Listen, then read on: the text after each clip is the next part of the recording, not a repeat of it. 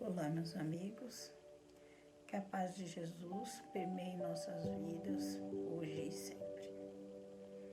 Jesus, mestre amigo de todas as horas, nós te pedimos que nos abençoe, nos proteja em todos os momentos de nossas vidas, em especial neste momento em que nos preparamos para a leitura do Evangelho de Jesus. Que a nossa leitura possa tocar nossos corações e nos auxiliar em nossa transformação moral, material e espiritual.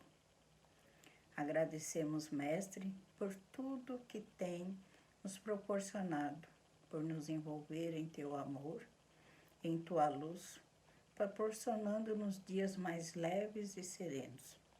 E assim, protegidos e amparados, com Tua permissão, Mestre Divino, Deus nosso Pai, iniciamos nossa reflexão de hoje. Que Deus, Jesus, permaneça conosco. Graças a Deus, graças a Jesus, que envolva todos esses nossos irmãos, amigos, companheiros da Casa do Caminho. Hoje nós vamos fazer uma reflexão do Evangelho segundo o Espiritismo, capítulo 21, codificado por Allan Kardec, cujo título é Haverá falsos cristos e falsos profetas. Vamos estudar especificamente o item 5, que fala sobre prodígios dos falsos profetas. O que é um profeta? É comum entendermos como profeta aquele que tem dom de adivinhar o futuro, tanto que, de certa forma, as palavras profeta, profecia e predição se tornaram sinônimas.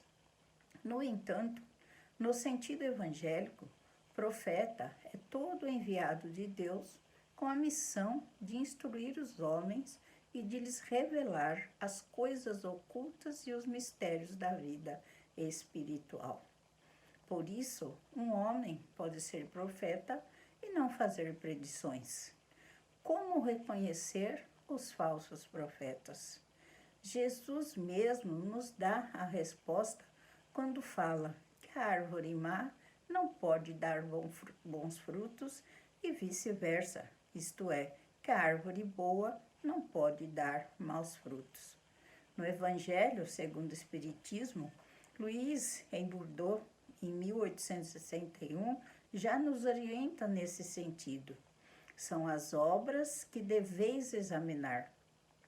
Se os que se dizem vestidos de poder divino revelam sinais de uma missão de natureza elevada, isto é, se possuem no mais alto grau as virtudes cristãs e eternas, a caridade, o amor, a indulgência, a bondade que concilia os corações, se, em apoio das palavras, apresentam os atos, podereis então dizer: estes são realmente os enviados de Deus. Desconfiais, porém, das palavras bajuladoras. Desconfiais dos escribas e dos fariseus, que oram nas praças públicas vestidos de longas túnicas. Desconfiais dos que pretendem ter o monopólio da verdade. Não, o Cristo não está entre essas pessoas, porquanto os que ele envia para propagar a sua santa doutrina e regenerar o seu povo serão, acima de tudo, seguindo-lhe o próprio exemplo, brandos e humildes de coração. Em termos práticos, vamos citar algumas das características que podem nos auxiliar a identificar a um profeta, a uma pessoa de bem. Influência moral em suas obras, pois toda pessoa de bem, ela sempre tem uma boa moral. São reconhecidos por todos sem precisar fazer alarde sobre si, enquanto que os falsos profetas fazem questão de se colocar como enviados de Deus. E aí nós vamos refletindo, né, nas pessoas que já conhecemos, naqueles que já vieram, que tantos trabalhos fizeram por esta humanidade, que não fizeram o alarde em torno de si, e quantas caridades praticaram. São humildes, caridosos, enquanto os falsos são vaidosos e orgulhosos. É importante ressaltar que os falsos profetas se encontram também entre os desencarnados. São espíritos que, aparentando amor e caridade, semeiam a desunião e retardam a obra da emancipação da humanidade. Muitos espíritos, ainda equivocados moralmente, desenvolveram a capacidade de enganar e, por isso, utilizam linguagem mais sofisticada, referências intelectuais de peso, misturando ideias verdadeiras com falsas interpretações, às vezes de forma tão sutil que escapa à nossa observação. Por isso, Kardec nos alerta para o estudo, para que nós sempre estudemos, ele nos fala, espíritas, instruí-vos, e do aperfeiçoamento moral como forma de educar o médium para o uso da sua mediunidade. Observemos que quando uma verdade deve ser revelada à humanidade, ela é, por assim dizer, instantaneamente comunicada em todos os grupos considerados sérios. E disso nós temos exemplos sobre as mensagens que compõem a própria codificação espírita, que foram enviadas a diversos médios em vários lugares. Kardec nos enfatiza que somente a regularidade e a continuidade das reuniões mediúnicas permitem apreciar a moralidade e o conhecimento intelectual dos espíritos comunicantes. E conclui com muita lógica. Ora, se é preciso experiência para julgar os homens, de muito mais habilidade necessitamos para julgar os espíritos. Então, é o estudo, é o conhecimento, é o diálogo, é o entendimento, é isso que vai nos auxiliar a compreender e a discernirmos realmente o joio do trigo no nosso dia a dia.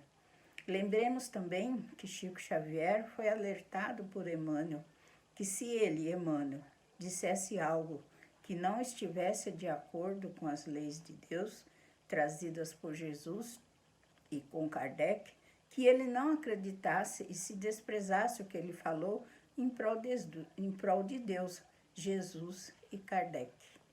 Portanto, quando Kardec nos fala sobre o prodígio dos profetas, ele nos orienta para que nós saibamos diferenciar esses fenômenos, para que saibamos realmente discernir o certo do errado. No entanto, nós que já temos um pouco mais de esclarecimento sobre a doutrina espírita, sabemos que milagres não existem.